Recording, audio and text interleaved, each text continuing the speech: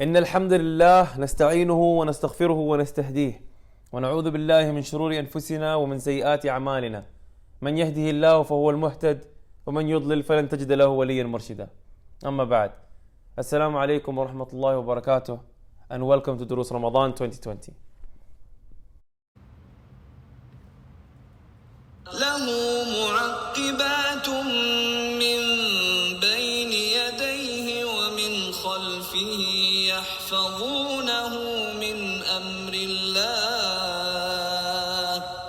إن الله لا يغير ما بقوم حتى يغيروا ما بأنفسهم وإذا أراد الله بقوم سوءا فلا مرد له وما لهم من دونه من وال.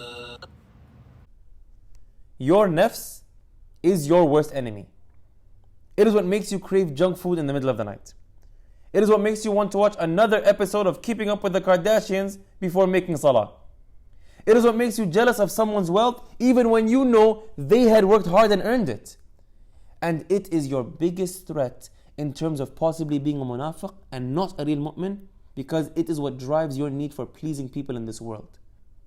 On your path to reaching iman and one day ihsan, besides worship, you must also work intently on yourself, your nafs. First and foremost, one of the biggest steps in working on your nafs is self-awareness.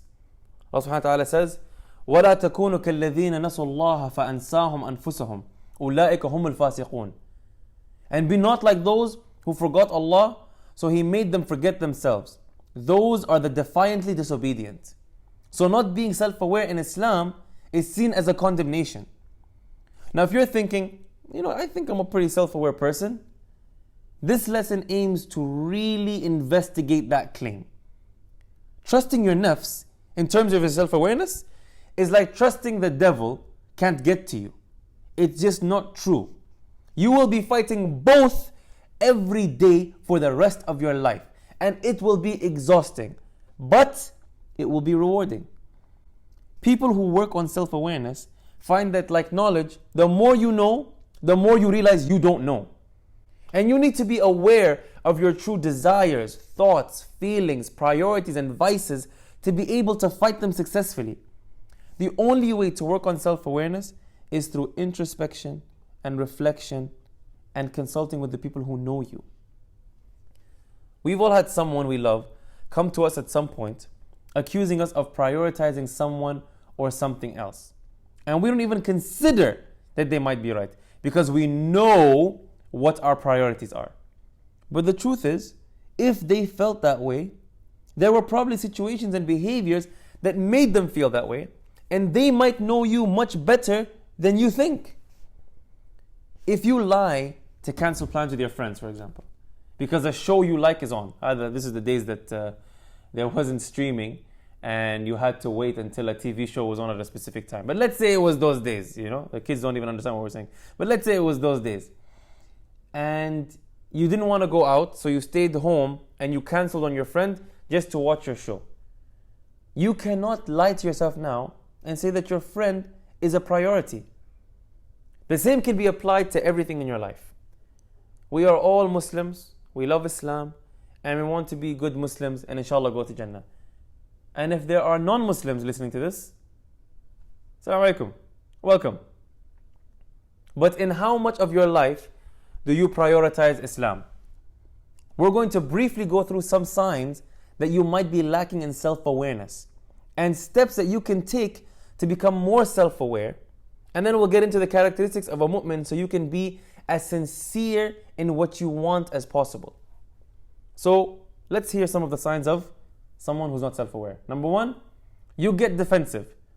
Whether the criticism is constructive or otherwise, you can't handle when someone critiques you. Maybe you could have done this better. Maybe you could have done that better. You get defensive. You take things the wrong way and always treat things as a personal offense. Like let's say I write a short story or something, right?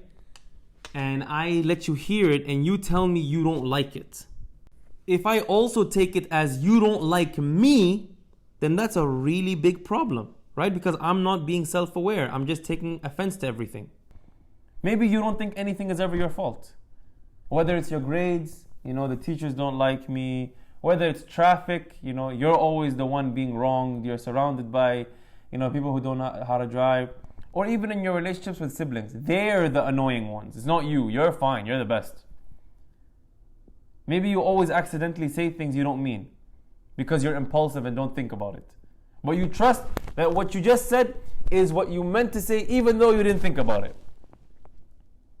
And you're not really sure where your priorities lie. So let me give you guys a brief thing that you can do that can help you work on self-awareness and introspection. Number one, get a journal and begin to reflect on your true feelings and thoughts.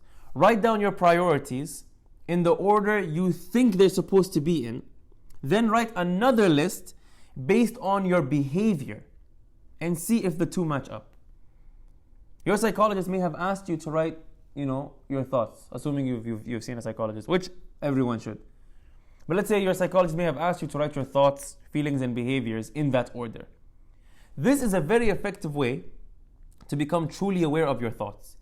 If you treat it as every single behavior you do has an underlying feeling and behavior, you can work backwards and gain perspective on how much you really know about what is going on in your head. Number two, keep that journal and write in it daily.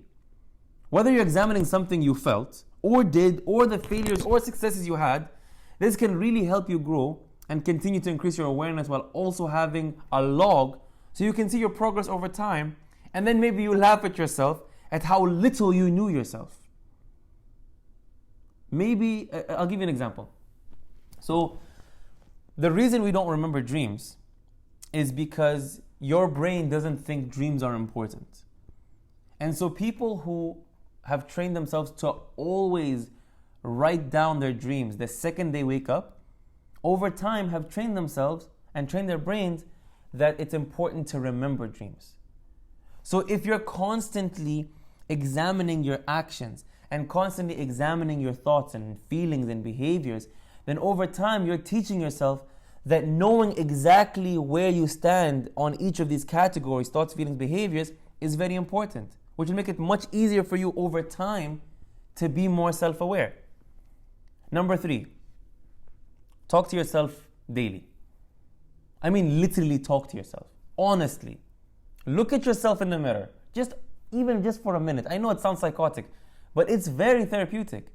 Look at yourself and talk to yourself. Tell yourself what you want to hear. Make sure you tell yourself what you're supposed to hear. Tell yourself what you need to get done that day. And ask yourself real questions about who you are. Number four, pray. Prayer can ground you and pull you away from all the distractions of this world that stop you from being introspective. And number five, ask close family and friends to describe you honestly.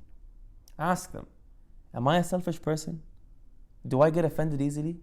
Do I usually overreact? Am I impulsive?